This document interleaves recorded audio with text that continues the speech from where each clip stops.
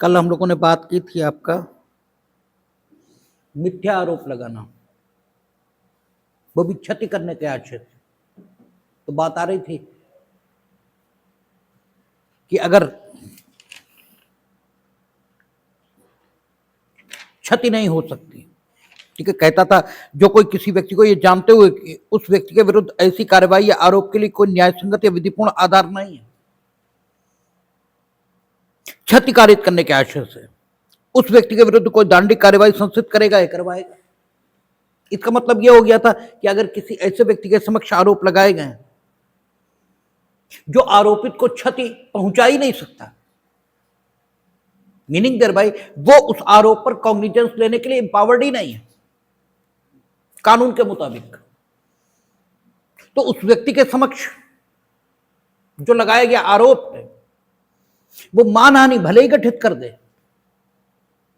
ठीक है, डिफेमेशन ये भले ही गठित करे, लेकिन कम से कम अपराध ये बिल्कुल गठित नहीं करेगा, क्योंकि अपराध बिल्कुल शब्दशः जब गतिविधि डेफिनेशन के अंतर्गत आ जाए तभी कॉन्स्टिट्यूट हो सकता है। यही आपराधिक विधि के निर्वचन का सिद्धांत है।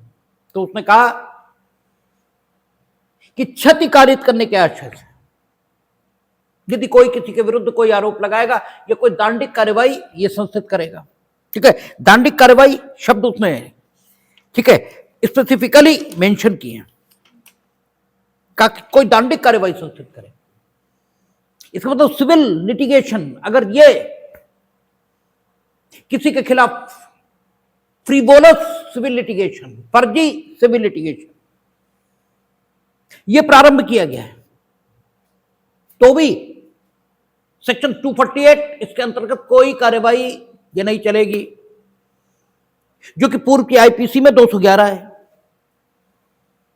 आपने दंडिक कार्यवाही संस्थित की, लेकिन ऐसे व्यक्ति के समक्ष संस्थित की, आपने आरोप लगाया लेकिन ऐसे व्यक्ति के समक्ष लगाया जो उस कार्यवाही को संचालित करने के लिए कानूनन सशक्त ही नहीं था, या उस आरोप पर कोई कार्रवाई करके वो किसी को क्षति पहुंचा सकता, किसी को मीनिंग दरवाई आरोपित व्यक्ति को, इस स्थिति में वो था ही नहीं है, तो फिर सेक्शन 248 या 211 के अंतर्गत कोई अपराध कॉन्स्टिट्यूट नहीं होता।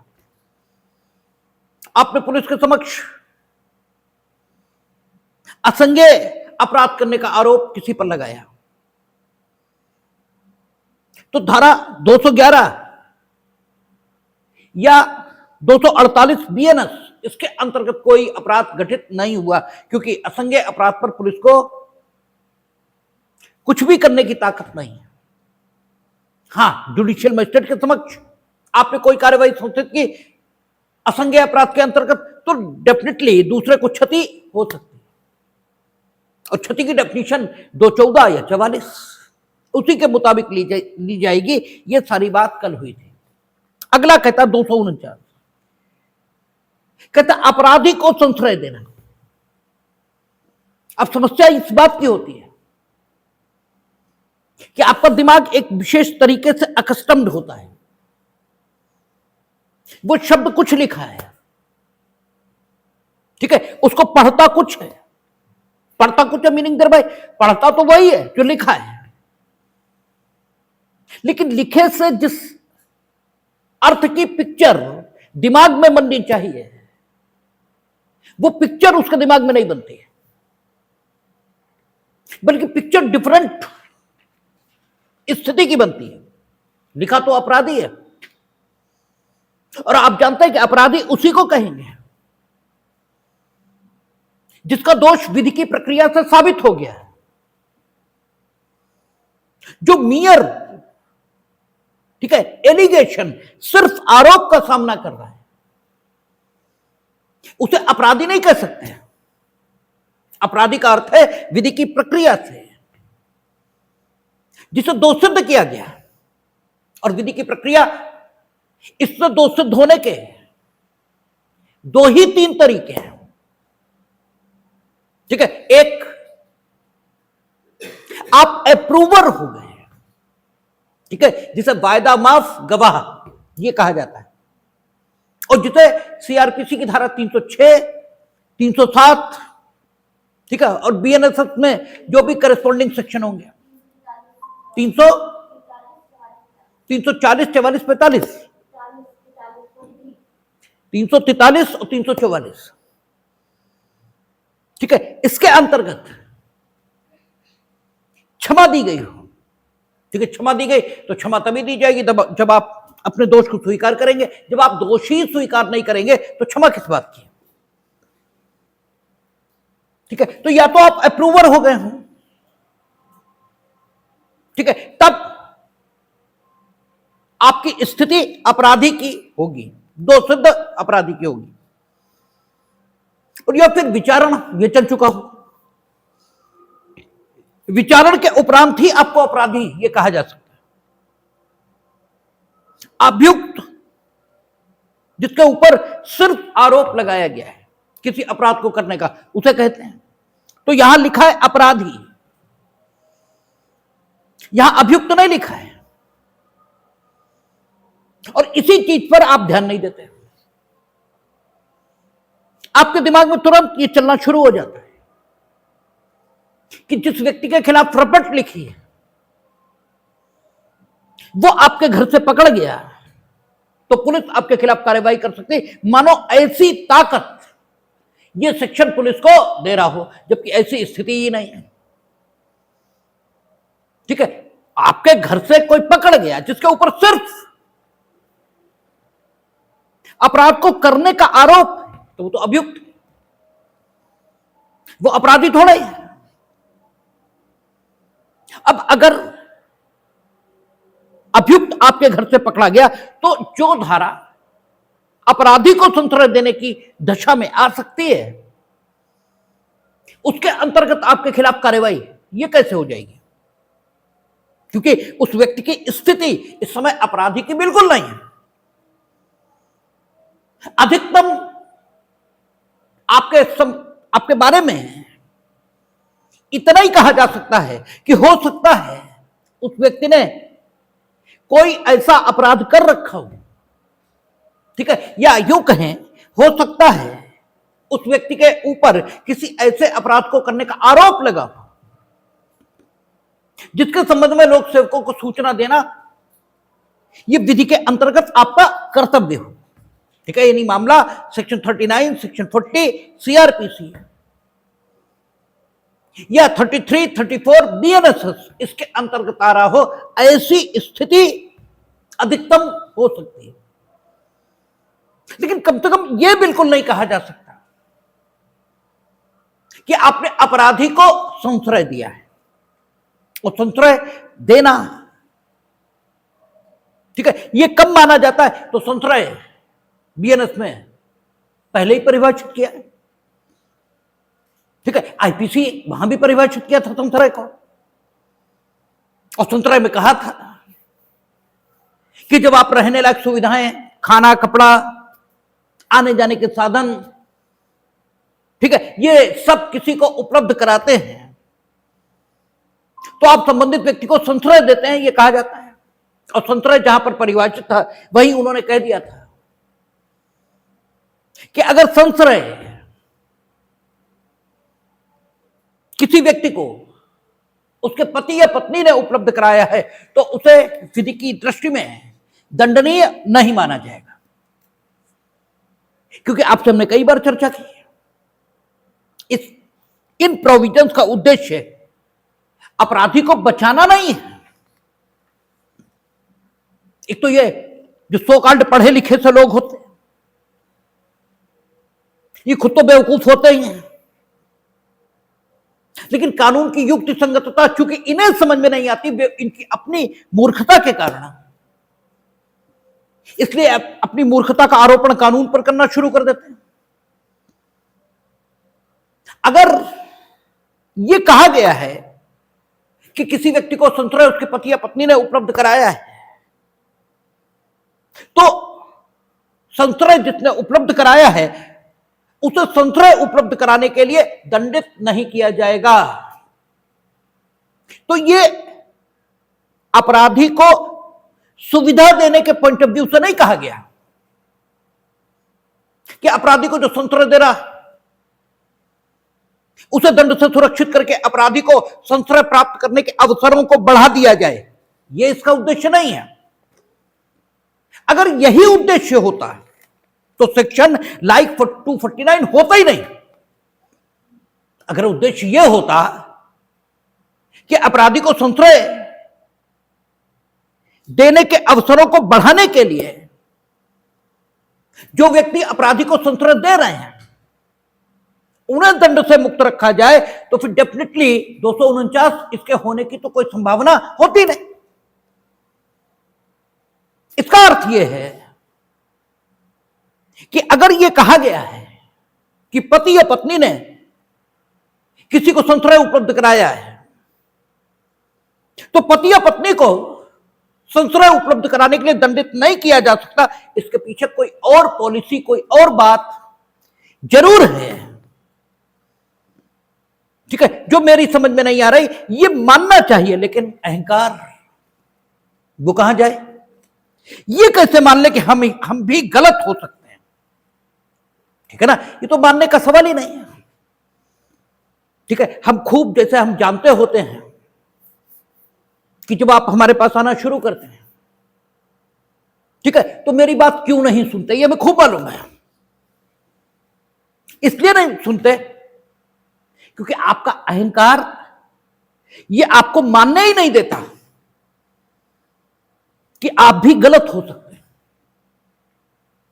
ठीक है, आपका तरीका, आपने जो कुछ अब तक किया है उससे आपको कुछ भी हासिल नहीं हुआ, यह भी आप जानना है। लेकिन जैसे ही आपसे यह कहा जाता है कि अब तक आपने जो कुछ किया यह गलत था, तो फिर आपका ईगो आड़े आता है। आपका अहंकार ये कैसे मान ले कि आपने जो कुछ किया आपने किया और गलत? ये कैसे संभव है?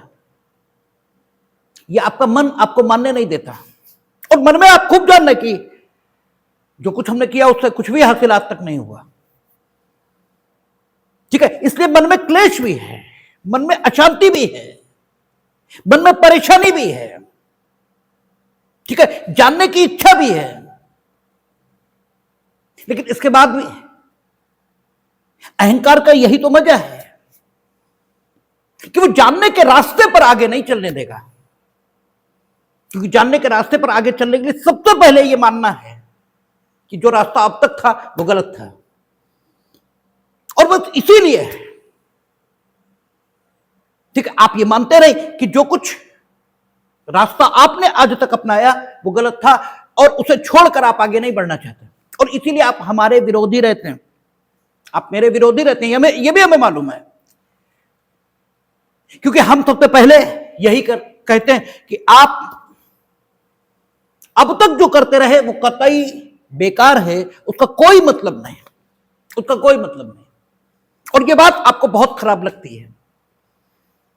ठीक है, कैसे मान लें कि जो कुछ हमने किया वो भी गलत हो सकता है? ठीक है, ये मानने का मन नहीं होता, और फिर एक खुशफहमी में आप जीना शुरू कर देते हैं। ठीक है, उसी को कहते हैं कि कुछ तो पर्दे पड़े रहने चाहिए। ठीक है, नग्न सत्य नहीं देखना चाहिए। ठीक है, क्योंकि नग्न सत्य भयावह है, तो आप डरना शुरू कर देते हैं।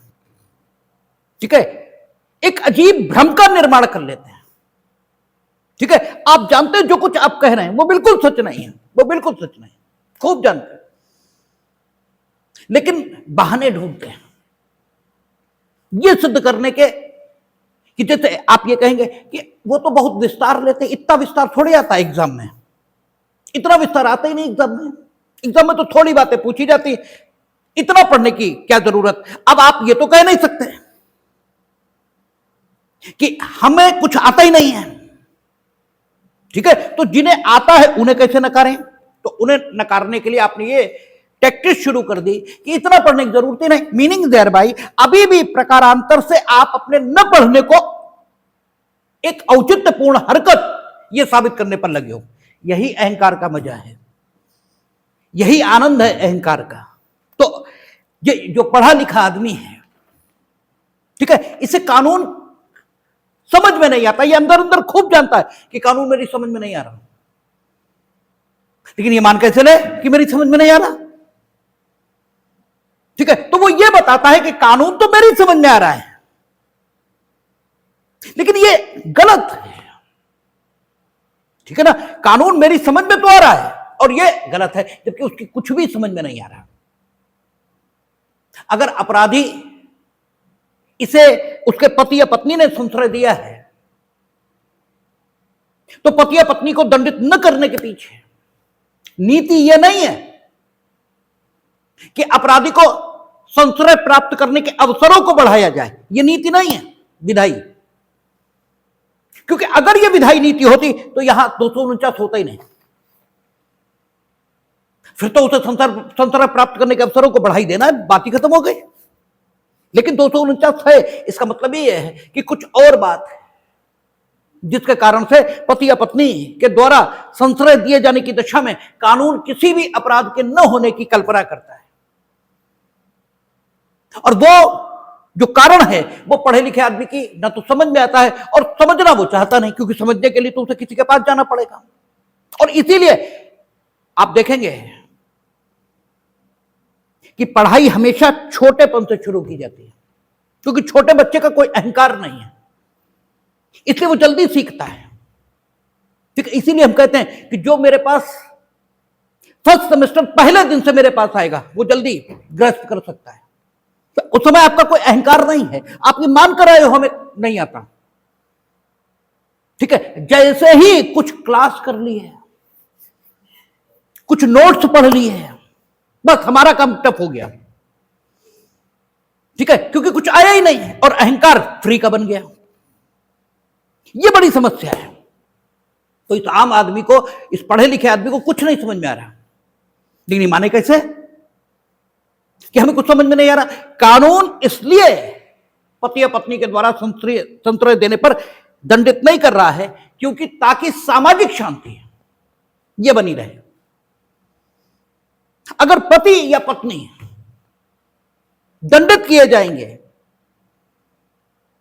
ठीक है, संश्रय देने पर, यानी पति ने पत्नी को संश्रय दिया और पति दंडित हो जाए, पत्नी ने पति को संश्रय दिया और पत्नी दंडित हो जाए, तो हो सकता है, हालांकि ऐसा होगा नहीं, ऐसा होगा नहीं, ठीक है, पति और पत्नी तब भी संश्रय देंगे, ठीक है। तो अभी एक बुराई होती फिर दोहरी बुराई होगी, वो संश्रय देंगे भी,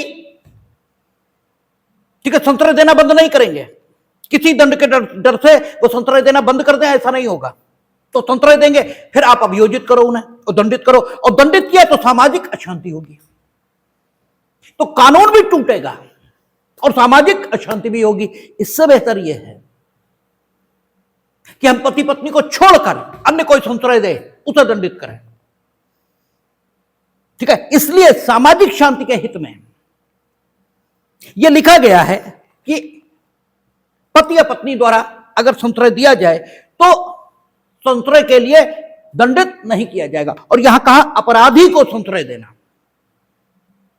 इससे समाज में यह घटना रोज घटती है, रोज, कि जिनके खिलाफ एफआईआर होती है वो लोगों घरों में छिपे होते हैं, उन्हें पकड़ती है पुलिस, लेकिन जिसके घर छिपे होते हैं उनके खिलाफ कोई कार्रवाई नहीं होती। पढ़ा लिखा क्या बताएगा, पढ़ा लिखा बताएगा, क्योंकि वो अपराधी और अभियुक्त इसके बीच के फर्क को नहीं जानता,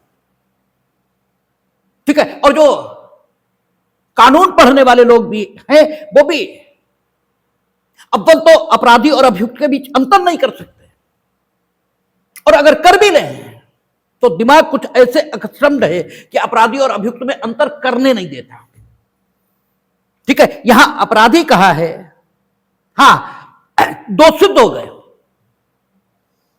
और उसके बाद किसी ने संश्रय दिया है तो आप 249 के दोषी हो जाएंगे, कहता है, जबकि कोई अपराध किया जा चुका हो। इसका मतलब आपको मालूम है कि अपराध किया जा चुका है, और यह मालूम कब होगा, जब अपराध का होना सिद्ध हो चुका हो, और अपराध का होना सिद्ध कब होगा, जब विचारण समाप्त हो गया हो, और अगर विचारणा समाप्त न हुआ हो तो अपराध के कर्ता द्वारा यह स्वीकार किया जा चुका हो कि हमने अपराध किया, उसे क्षमा मिली, दंड मिला, क्या हुआ जो भी हुआ, लेकिन अपराध किया जा चुका हो, यह शर्त है। कहता है कि जबकि कोई अपराध किया जा चुका हो तब जो कोई किसी ऐसे व्यक्ति को जिसके बारे में वह जानता हो यह विश्वास करने का कारण रखता हो कि वह अपराधी है, ठीक है ना। अगर वो अपराध किया जा चुका है लेकिन हम ये नहीं जानते कि यह अपराधी है, ठीक है, तो भी 249 के दोषी हम नहीं। यद्यपि हम नहीं जानते कि यह अपराधी है, इसे सिद्ध करने का भार मेरे ऊपर होगा, क्योंकि यह स्पेशल फैक्ट होगा जो मेरी ही जानकारी में होगा। तो इंडियन एविडेंस एक्ट के मुताबिक यह साबित करना मेरा काम होगा, लेकिन साबित करना किसी का भी काम हो, चाहे अभियोजन का हो और चाहे, ठीक है, डिफेंस का हो। नहीं, ये अपराधी जानता है, ठीक है, जिसके बारे, ये तो अभियोजन को ही साबित करना पड़ेगा, ठीक है। कहता है जो कोई ऐसे व्यक्ति जिसके बारे में बात जानता हो या विश्वास करने का कारण रखता हो, ठीक है। हम कह रहे हैं कि ये जानते थे, इसका मतलब ये तो अभियोजन को ही साबित करना पड़ेगा, ठीक है। कारण रखता हो कि वह अपराधी है वैध दंड से प्रतिच्छादित करने के आशय से, संश्रय देगा या छिपाएगा, वैध दंड से प्रतिच्छादित करने के आशय से। यानी आप दोषित हुए और भाग गए और हमने आपको संश्रय दिया, तो भी हम वैध दंड से आपको प्रतिच्छादित कर रहे हैं। आप दोषित हुए और दंडित हो गए, यानी दोषित भी हो गए और दंडादेश आपके विरुद्ध पारित हो गया, और आप भाग गए और हमने आपको संश्रय दिया, तो भी वैध दंड से आप प्रतिच्छादित, ठीक है, किए जा रहे हैं मेरे द्वारा। आपने जेल तोड़ी और भाग गए, ठीक है, तो भी आप वैध दंड से स्वयं को बचा रहे हैं। और अगर हम आपको संश्रय दे रहे हैं, यानी अभी नेपाल की जेल से जो लोग भागे थे, ठीक है ना, नेपाल की जेल से जो लोग भागे थे, ठीक है, उन्हें हिंदुस्तान में जिन लोगों ने संश्रय दिया, ठीक है, लेकिन वो कैसे हो जाएंगे, वो तो नेपाल में दोषित हुए, ठीक है। अपराधी इस धारा में अपराध के अंतर्गत भारत से बाहर किसी स्थान पर किया गया ऐसा कार्य आता है जो यदि भारत में किया जाता तो निम्नलिखित धारा अर्थात 103, 105, अच्छा, ठीक है, इसका मतलब नेपाल में अगर कोई कत्ल के आरोप में बंद था और यहां जेल तोड़कर जब वो भागे थे और संश्रय दे, तब ऐसा व्यक्ति, ठीक है, 249 में दोषी हो सकेगा, क्योंकि उन्होंने कहा ना, इस धारा में अपराध के अंतर्गत भारत से बाहर किसी स्थान पर किया गया ऐसा कार्य आता है जो यदि भारत में किया जाता तो निम्नलिखित धारा अर्थात 103, 105, 307 इनके अंतर्गत, ठीक है, किसी धारा के अधीन दंडनीय होता और हर एक ऐसा कार्य इस धारा के प्रयोजनों के लिए ऐसे दंडनीय समझा जाएगा मानो अभियुक्त व्यक्ति उसे भारत में करने का दोषी है, ठीक है। तो अगर वो लोग यहां आए हैं, ठीक है, और आप संश्रय दें, चलो नेपाल का उदाहरण रहने दो क्योंकि उस पर काफी सोचना पड़ जाएगा कि वहां के लोगों को यहां संश्रय देना 249 के अंतर्गत अपराध गठित करेगा या नहीं करेगा, क्योंकि वो लोग विदेशी हैं, ठीक है ना, उन्होंने विदेश की धरती पर अपराध किए हैं, ठीक है, विदेशी भारत की धरती पर अपराध करे। लेकिन मेरा मत अभी यही है कि भारत की धरती पर भी उन्हें अगर किसी ने संश्रय दिया तो 249 का दोषी तो हो ही जाएगा, मेरा मत यही है, ठीक है ना। लेकिन फिर भी सोचे जाने की थोड़ी जरूरत है। लेकिन बात के भाव को समझ लीजिए, बात के भाव को समझ लीजिए कि अगर जेल तोड़कर भागे तो भी आपने, ठीक है, स्वयं को वैध दंड से बचाने का प्रयास किया है, और ऐसे व्यक्ति को अगर कोई संश्रय दे रहा है तो 249 में दोषी होगा, क्योंकि यहां कह रहा है जबकि कोई अपराध किया जा चुका है तब जो कोई किसी ऐसे व्यक्ति के जिसके बारे में वह जानता हो यह विश्वास करने का कारण रखता हो कि वह अपराधी है, वैध दंड से प्रतिच्छादित करने के आशय से संश्रय देगा या छिपाएगा, संश्रय ना दे, छिपाए केवल, ठीक है। तो यदि वह अपराध मृत्यु से दंड नहीं तो वह दोनों में से किसी बात के कारावास से जिसकी अवधि 5 वर्ष तक की हो सकेगी, ठीक है, और आजीवन कारावास से दंडनीय है तो 3 वर्ष। और यदि अपराध 1 वर्ष तक, न कि 10 वर्ष के कारावास से, ठीक है, if the offence is punishable with imprisonment which may extend to 1 year and not to 10 year, ठीक है, be punished with imprisonment of either description for the offence, यानी मिनिमम 1 और मैक्सिमम 10 से नीचे अगर इतना दंडनीय है, ठीक है, तो जितना मैक्सिमम प्रोवाइड है उसका 1/4 ये सजा संतुलन देने वाले को मिलेगी, ठीक है ना। और अपवाद में उसने लिख दिया कि इस धारा का विस्तार किसी ऐसे मामले पर नहीं है जिसमें अपराधी को संतुलन देना या छिपाना उसके पति या पत्नी के द्वारा हो, और इसका उद्देश्य सामाजिक शांति को बनाना है, अपराधी को संतुलन पाने के अवसरों को बढ़ा देना, यह इस धारा का उद्देश्य या इस स्पष्टीकरण का उद्देश्य या इस अपवाद का उद्देश्य नहीं है। कहता का ये जानते हुए कि खाने डकैती की है, खा को वैध दंड से प्रतिच्छादित करने के लिए जानते हुए छिपा लेता है, जहां खा आजीवन कारावास से दंडनीय, इसे 3 से अनधिक वर्षों की कारावास की सजा संतुलन देने वाले को मिल सकती है। लेकिन डकैती के लिए 2 सिद्ध होना चाहिए, क्योंकि अपराधी को संतुलन देना है, अभियुक्त को संतुलन देना इस धारा के अंतर्गत दंडनीय नहीं है, ठीक है ना। अच्छा, रोजी लोग जिनके खिलाफ एफआईआर लिखी हुई है अपने घरों में आश्रय देते हैं, रोज पुलिस पकड़ती है, लेकिन आम आदमी पूछ लो तो बताएगा कि अरे वो तो सब ऐसे ही अंधेर गर्दी चलती है, इसीलिए कार्रवाई नहीं होती। कानून ही ये नहीं कहता, इसलिए क्योंकि जिसने एफआईआर जिसके खिलाफ लिखी है वो दोषी है, कोई आवश्यक नहीं है। एफआईआर तो किसी के खिलाफ लिख जाएगी, तो जब तक उसका दोष सिद्ध नहीं होता तब तक हम उसे अपराधी नहीं कह सकते, और तब तक उसे संतुलन देना कानून की निगाह में है बिल्कुल भी गलत नहीं है। आगे कहता है अपराधी को दंड से प्रतिच्छादित करने के लिए उपहार आदि लेना। हमने कल उपहार और रिश्वत में फर्क किया था, वो एक दृष्टिकोण से किया था, ठीक है। दूसरा दृष्टिकोण यह कि रिश्वत यह हमेशा लोक सेवकों को दी जाती है, ठीक है, लोक सेवक के नाते जो उनका कर्तव्य है उससे विरत रहने के लिए, या लोक सेवक के नाते जो उनका कर्तव्य है उसके अंतर्गत किसी को विशेष लाभ देने के लिए, ठीक है। उपहार ये लोक सेवक द्वारा तो लिया ही जा सकता है, साथ ही साथ प्राइवेट पर्सन इसके द्वारा भी लिया जा सकता है। यह भी रिश्वत और उपहार के बीच एक अंतर है। दूसरा अंतर, रिश्वत मांगने वाले की मांग के मुताबिक दी जाएगी, उपहार देने वाले की इच्छा के मुताबिक दिया जाएगा, ठीक है ना। आप चीजों के अंतर को गूगल से मत ढूंढिए, गतिविधि पर निगाह डालिए, ठीक है। स्वयं अंतर गतिविधियों के स्पष्ट हो जाते हैं, बस ठीक से सोचना यह प्रारंभ करिए। तीसरा, नो डाउट उपहार भी कुछ कीमत का होता है, लेकिन इसके बाद भी उपहार,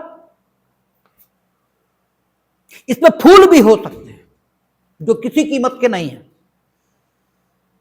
नो डाउट जो उपहार दिए जाते हैं, ठीक है, वो कुछ कीमत रखते हैं, लेकिन वो कीमत रुपयों में रखे ऐसा कतई जरूरी नहीं होता। उपहार भावनाओं के दृष्टिकोण से भी, ठीक है, दिए जाते हैं और उनकी कीमत आंकी जाती है।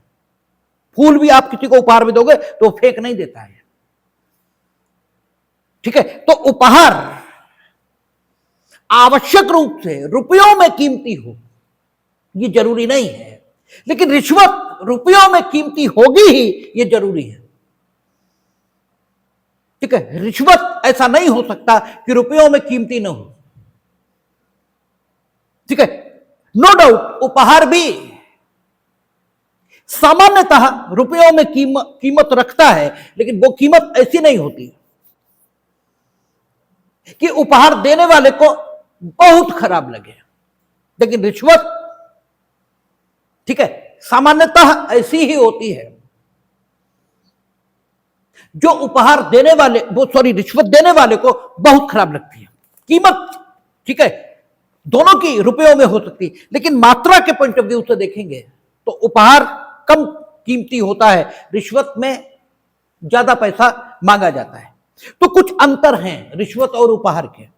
यहां रिश्वत शब्द का प्रयोग नहीं किया उसने कहा कि जो कोई अपने या किसी अन्य व्यक्ति के लिए कोई परितोषण, ठीक है, अंग्रेजी देखें, कहता whoever accept or attempts to obtain or agrees to accept any gratification for himself or any other person or any restitution of property to himself or any other person in consideration of his concealing an offense of his screening any person from legal punishment। ठीक है, इधर हिंदी देख ले, कहता जो कोई अपने या किसी अन्य व्यक्ति के लिए कोई परितोषण या अपने या किसी अन्य व्यक्ति के लिए किसी संपत्ति का प्रतिस्थापन, किसी अपराध के छिपाने के लिए या किसी व्यक्ति को किसी अपराध के लिए वैध दंड से प्रतिच्छादित करने के लिए या किसी व्यक्ति के विरुद्ध वैध दंड दिलाने के प्रयोजन से उसके विरुद्ध की जाने वाली कार्यवाही न करने के लिए प्रतिफल स्वरूप प्रतिग्रहित करेगा या अभिप्राप्त करने का प्रयत्न करेगा या प्रतिग्रहित करने के लिए करार करेगा। जो इस धारा का उद्देश्य है वो ये है कि आप अपराध होने की दशा में, ठीक है, जो अपराधी है, ठीक है, यानी जो अपराधी है इस धारा के लिए, उसका मतलब क्या हुआ, जिसके बारे में आपका विश्वास है कि वो अपराधी है, ठीक है, जिसके बारे में आपको पुलिस को सूचना देनी चाहिए ताकि सम्यक कार्यवाही उस व्यक्ति के विरुद्ध करके विचारण करके उसके दोष को निर्धारित किया जा सके। यानी आपका विश्वास, देखिए आपके विश्वास दो प्रकार के होते हैं व्यक्तियों के बारे में। आपको खूब मालूम कि इस व्यक्ति ने अपराध नहीं किया और फिर भी उस पर अपराध करने का झूठा आरोप आप लगा रहे हैं, ठीक है, तब तो मामला विद्वेषपूर्ण अभियोजन का है। आपको ऐसा लगता है कि हो सकता है इसने अपराध किया हो, ठीक है, या आपको मालूम है कि इसने अपराध किया, ठीक है, मालूम है मैं कि इन्हें किया है। अधिकांश क्रिमिनल मामलों में मालूम ही होता है कि इन्हें कत्ल किया है, इन्हें मारा है, ठीक है, अधिकांश मामलों में मालूम होता है। और आप क्या कर रहे हैं कि उस व्यक्ति को वैध दंड से प्रतिच्छादित करने के लिए, उस व्यक्ति को वैध दंड से बचाने के लिए उसे या किसी अन्य को, ठीक है, उसे मीनिंग देर भाई आपको ये मालूम है कि मिस्टर ए ने अपराध कर रखा है या आपको आपका ये विश्वास है, यद्यपि मिस्टर ए का ट्रायल होकर अभी दोष सिद्ध नहीं हुए हैं मिस्टर ए, लेकिन आपका विश्वास है कि मिस्टर ए ने अपराध किया है, ठीक है। अब आप क्या कर रहे हैं, मिस्टर ए से आपने पैसे ले लिए, ठीक है, परितोषण प्राप्त किया, ठीक है ना, या मिस्टर ए से आप बातचीत कर रहे हैं, परितोषण प्राप्त करने का प्रयत्न कर रहे हैं, या तो प्राप्त कर लिया या परितोषण प्राप्त करने का प्रयत्न कर रहे हैं, या परितोषण प्राप्त करने के लिए करार कर रहे हैं, एग्रीमेंट, ठीक है, कि हम तुम्हें वैध दंड से बचा लेंगे, ठीक है, तुम इतने पैसे हमें दो, ठीक है, ये आप कर रहे हैं। अगर इसे सामान्य भाषा में कहें जो आपको एकदम समझ में आ जाएगा कि आप पैसे लेकर समझौता कर रहे हैं आपराधिक कार्रवाइयों में,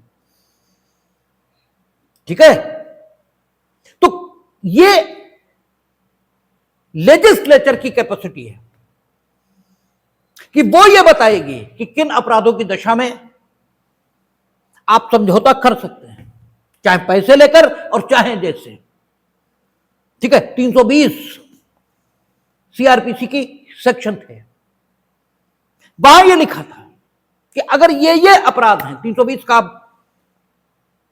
कुछ हो गया होगा बीएनएसएस में, ठीक है, तो वहां यह लिखा है कि अगर ये अपराध है, ठीक है, तो आप अपराधी को वैध दंड से प्रतिच्छादित करने के लिए, ठीक है, उससे समझौता कर सकते हैं, यानी करार कर सकते हैं। समझौते में होता क्या, करार ही होता है, और ये करार आपकी शर्तों पर करेंगे, इससे वहां किसी को कोई लेना देना नहीं है।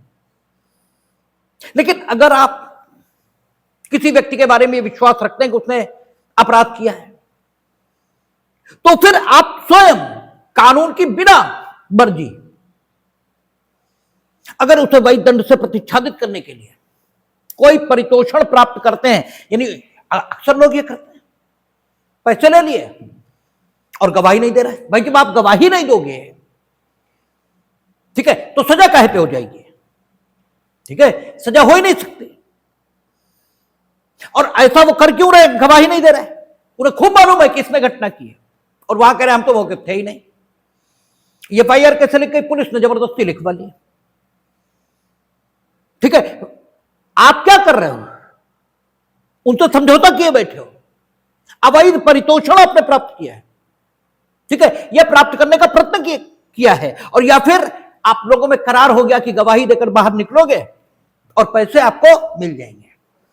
तो यह उपहार, ठीक है, अवैध परितोषण ये आपने प्राप्त किया। तो जो कोई है, चाहे वो साक्षी है या वादी है या कौन है, इससे मतलब नहीं। जिस किसी का किसी व्यक्ति के बारे में विश्वास है कि उसने अमुक अपराध कर रखा है, वो अगर उस व्यक्ति को वैध दंड से बचाने के प्रयोजन से या किसी व्यक्ति के विरुद्ध वैध दंड दिलाने के प्रयोजन से जो कार्यवाही संस्थित की जानी चाहिए, उसे संस्थित न करने के लिए, ठीक है, आप ये कह रहे हो, आपको मालूम है ना चोरी की, और आप कह रहे हैं हम रपट नहीं लिखाएंगे, इतने पैसे दो, ठीक है, तो आप इस धारा के अंतर्गत दोषी होंगे, ठीक है ना। या आपके पास किसी की कोई संपत्ति है, ठीक है, कहता है जो कोई अपने या किसी अन्य व्यक्ति के कोई परितोषण या अपने किसी अन्य व्यक्ति के लिए किसी संपत्ति का प्रतिस्थापन किसी अपराध को छिपाने के लिए, ये किसी व्यक्ति को, ठीक है, आपके पास चोरी की संपत्ति है किसी की, आप कह रहे हो मेरी संपत्ति दे दो, हम रपट नहीं लिखाएंगे, फिर संपत्ति दे दो और इतने पैसे दे दो। तो अगर इस प्रकार से आप काम करोगे किसी को वैध दंड से प्रतिच्छादित करने के लिए, तो इस सेक्शन में आप दोषी माने जाएंगे 250 में। और यदि वह अपराध मृत्यु से दंडनीय है तो 7 साल, अपराध आजीवन कारावास से या 10 वर्ष तक के कारावास से दंडनीय तो 3 साल, और 10 वर्ष से कम इससे दंडनीय है तो 1/4, जितना मैक्सिमम प्रोवाइड है उसका 1/4 ये दंड दिया जाएगा। ये यहां लिखा है, कोई विशेष बात नहीं है, ठीक है। फिर कहता अपराधी के प्रतिच्छादन के प्रतिफल स्वरूप उपहार की प्रस्थापना या संपत्ति का प्रत्यावर्तन, ठीक है। अब ठीक है, आपने क्या किया कि अपराधी को वैध दंड से प्रतिच्छादित करने के लिए परितोषण प्राप्त किया था या प्राप्त करने का प्रयत्न किया था, ठीक है ना, या प्राप्त करने का करार किया था, ठीक है ना। ये आप थे जो अपराधी को वैध दंड से प्रतिच्छादित करने के लिए या तो प्राप्त कर रहे थे या प्राप्त करने का प्रयत्न कर रहे थे, और या फिर करार कर रहे थे। लेकिन जो दे रहा था, ठीक है, रिश्वत देने और लेने वाला दोनों दोषी होते हैं ना। तो आप तो प्राप्त कर रहे थे, लेकिन जो दे रहा था वो कैसे, ठीक है, वो दे रहा था ना वैध दंड से प्रतिच्छादित होने के लिए, तो यह अपराधी भी हो सकता है, और अपराधी का कोई निकट का व्यक्ति हो सकता है, अपराधी के पिताजी हो सकते हैं, माताजी हो सकते हैं, जो भी हो, लेकिन दोषी तो वो है जो कि आपको प्राप्त करवा रहा था। ठीक है ना? ये जिससे आपने प्राप्त करने का करार किया था, उस करार में जो दूसरा पक्षकार था उसका भी दोष है। ठीक है? तो जैसे पहले हम लोगों ने देखा था कि संपत्ति को समर्पण आदि से बचाने के लिए न्यायालय में झूठा दावा करना, तो दोनों पक्ष, जिसने दावा किया और जिसने दावा होना सहन किया, दोनों के लिए दंड की व्यवस्था थी। वही व्यवस्था यहां है 250 और 251। 251 कहता है कि जो कोई किसी व्यक्ति को कोई अपराध उस व्यक्ति द्वारा छिपाए जाने के लिए, ठीक है, यानी आप किसी व्यक्ति को इसलिए अवैध परितोषण दे रहे हैं या अवैध परितोषण देने का प्रयत्न कर रहे हैं या अवैध परितोषण देने के लिए करार कर रहे हैं कि वो व्यक्ति जिससे ऐसा करार किया जा रहा है वो किसी व्यक्ति को वैध दंड से प्रतिच्छादित करने के लिए तैयार हो जाए। ठीक है? तो आप देने वाले हैं परितोषण, वो लेने वाला है। ठीक है? लेने वाले के खिलाफ 250 और जो दे रहा है वो 251। कहता है छिपाए जाने के लिए या उस व्यक्ति द्वारा किसी व्यक्ति को किसी अपराध के लिए वैध दंड से प्रतिच्छादित किए जाने के लिए या उस व्यक्ति द्वारा किसी व्यक्ति को वैध दंड दिलाने के प्रयोजन से उसके विरुद्ध की जाने वाली कार्रवाई न की जाने के प्रतिफल स्वरूप कोई परितोषण देगा या दिलाएगा या देने या दिलाने की प्रस्थापना या करार करेगा या कोई संपत्ति प्रत्यावर्तित कराएगा या करेगा। कि वही बात कि तुम्हारे पास संपत्ति है, चोरी की है, हम कह रहे हमारी संपत्ति हमें दे दो, हम कार्रवाई कोई नहीं करेंगे। ठीक है ना? ये नहीं चलेगा। आप संपत्ति लीजिए और कार्रवाई भी करिए। ठीक है? संपत्ति लेने में कोई बुराई नहीं, ले लीजिए। ठीक है? लेकिन कार्रवाई नहीं करेंगे इस शर्त पर आप संपत्ति का प्रत्यावर्तन यानी हमें मिलनी चाहिए, लेकिन इस शर्त पर नहीं कि कार्रवाई नहीं करेंगे। ठीक है? तो अगर आपने इस शर्त पर ली तो आप पीछे, और जिसने दी वो यहां। ठीक है? तो 250 251 दोनों व्यक्तियों को दंडित करने का उपबंध ये कर रही है। ठीक है? आगे वही मृत्यु या आजीवन कारावास से, मृत्यु से दंड नहीं हो तो कितना, आजीवन कारावास से दंड नहीं हो तो कितना, और अन्य अपराध हो तो कितना। इससे यह तय होता है कि कानून जिन अपराधों को क्षमनीय बना रहा है केवल वे ही अपराध क्षमनीय होंगे। कानून की मंशा के बिना अगर आप अपराध का शमन करने की कोशिश करेंगे यानी उसमें समझौता करने का प्रयास करेंगे तो आप इन उपबंधों के अंतर्गत दोष सिद्ध करके दंडित किए जा सकते हैं। हालांकि व्यवहार यही है कि ऐसे मामले रेयर दंडित कभी हुए हों तो हुए हों, हमारे सामने तो कभी इस ढंग की स्थिति आई नहीं, क्योंकि इसे साबित कर पाना ही बहुत कठिन है। जो साबित होगा बड़ी अपवादिक परिस्थितियों में तो ये साबित हो पाएगा। ठीक है? क्योंकि करार में दो पक्ष होंगे, एक वैध दंड से बचा और एक ने संपत्ति दी, दोनों में से कोई कुछ बताएगा ही नहीं। ठीक है? और ये सारी चीजें इतना छुपकर होंगी कि इन साक्ष्यों के सामने होने की संभावना नहीं है, और साक्ष्यों के सामने हो भी तो भी हिंदुस्तान में एक बड़ी परंपरा है कि अपराध जब होता है, ठीक है, उस समय लोग पीड़ित के साथ होते हैं, और जब अपराध हो जाता है उसके बाद मुलजिम के साथ होते हैं। जिसने अपराध किया, हुई दुखिया का हुई गो तो हुई गो। ठीक है? तो कोई गवाही देने तो आएगा नहीं, तो इन सेक्शंस में दंड दिला पाना बड़ा कठिन है। ठीक है? लेकिन सेक्शन है, और अगर कभी साबित होंगे तो दंड मिलेगा भी। ठीक है? आगे कहता है चोरी की संपत्ति इत्यादि के वापस लेने में सहायता करने के लिए उपहार लेना। ठीक है? चोरी की संपत्ति इत्यादि के वापस लेने में कहता जो कोई किसी व्यक्ति को किसी ऐसी जंगम संपत्ति के वापस करा लेने में जिसमें इस संहिता के अधीन दंडनीय किसी अपराध द्वारा वह व्यक्ति वंचित कर दिया गया हो, यानी व्यक्ति अपनी जंगम संपत्ति से वंचित हुआ, और इसलिए वंचित हुआ कि उसके साथ इस संहिता द्वारा दंडनीय कोई अपराध किया गया।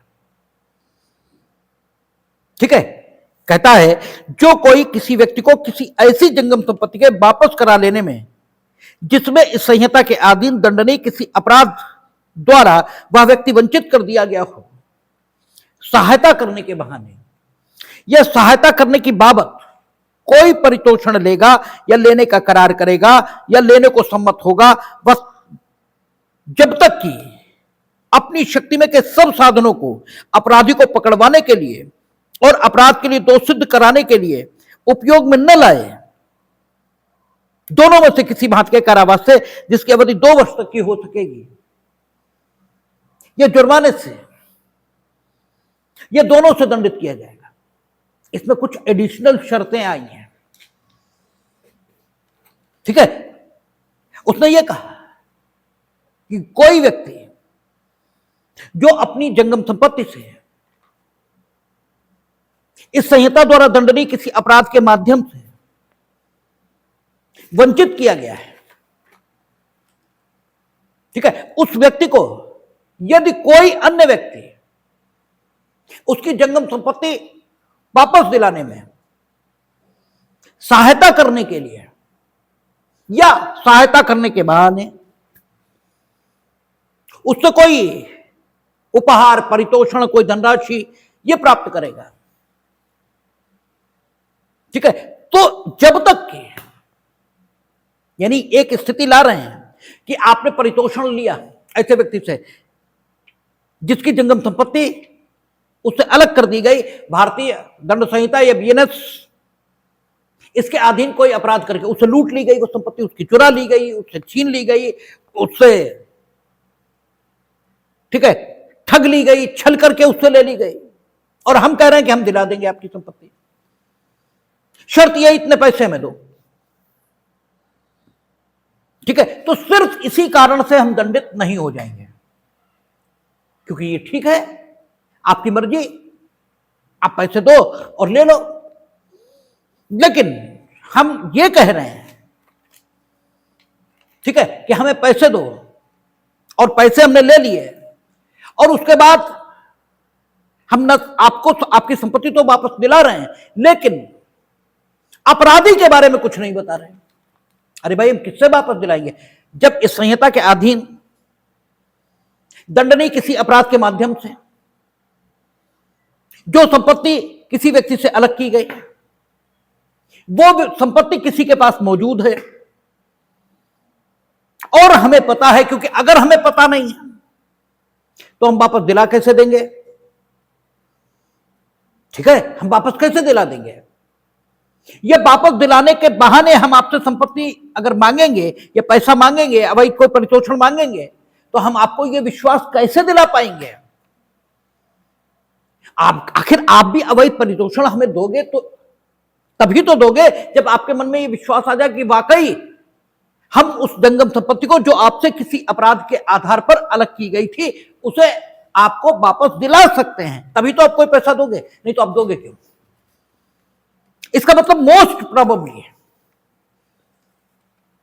हम उस व्यक्ति को जानते ही होंगे जिसके पास वो संपत्ति मौजूद होगी जिसे इस संहिता के अधीन दंडनीय कोई अपराध करके किसी व्यक्ति से अलग किया गया होगा। उस व्यक्ति को हम निश्चित जानते होंगे किसके पास ये संपत्ति है, और जिसके पास भी अपराध के माध्यम से किसी व्यक्ति से अलग की गई संपत्ति मौजूद है, उसके बारे में युक्ति संगत रूप से यह संदेह किया जा सकता है कि वो अपराधी भी है, नहीं तो उसके पास अपराध इसके माध्यम से अलग की गई संपत्ति मौजूद कैसे है? ठीक है, और अधिकतर मामलों में तो उसी व्यक्ति के पास होगी जो वाकई अपराधी भी होगा। तो अगर हम आपसे पैसा ले रहे हैं कि हम आपकी संपत्ति वापस दिला देंगे और उसे पकड़वा भी रहे हैं, तब तो कोई बात नहीं, तब तो कोई दिक्कत नहीं, करिए, इस सेक्शन में आपके खिलाफ कुछ नहीं होगा। ठीक है, अन्य जगहों पर कुछ हो तो हो, हालांकि अन्य जगह भी कुछ नहीं होगा। हां, अगर आप उसे पैसा न दे तो वो मुकदमा लाकर आपसे पैसा वसूल पाएगा, ऐसी संभावना हमें नहीं लग रही है। क्योंकि ऐसी ये करार आप दोनों के बीच जो हो रहा है, ये भले ही अवैध न भी हो तो भी धारा 23 के अंतर्गत अनैतिक तो माना ही जाएगा, अनैतिक तो माना ही जाएगा। और अनैतिक और लोकनीति के विरुद्ध जितने करार हैं वो भी शून्य हैं। लेकिन फिर भी आप अपनी इच्छा से दे रहे हो तो दे दो। लेकिन इस व्यक्ति को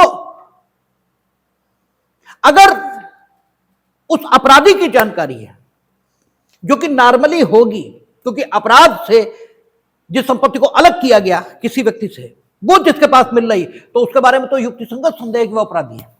उसकी सूचना अगर ये नहीं दे रहा तो इसका मतलब यह है कि अपराधी को वही दंड से प्रतिच्छादित करने के लिए वो ये नहीं कर रहा है।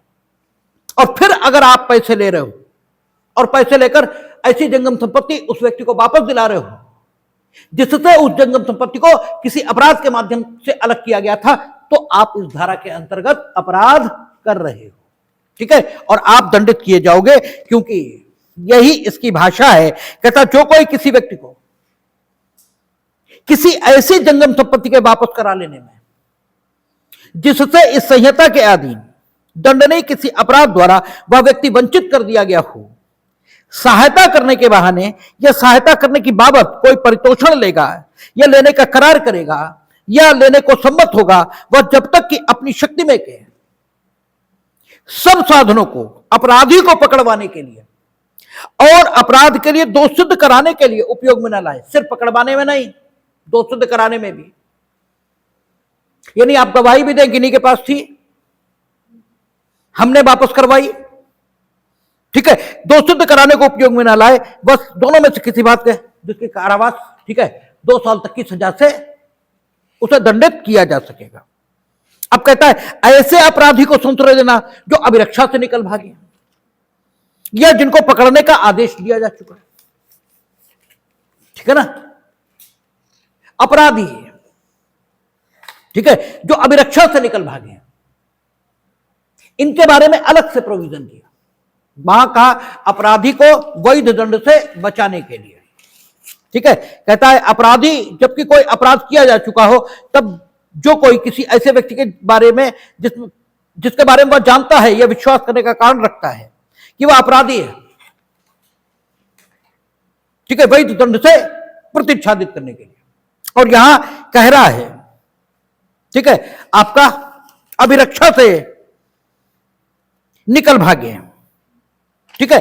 तो इसके बारे में कल बात करेंगे, मेरा मन नहीं बन रहा, आप ज्यादा थके हुए हैं, कल बात करेंगे।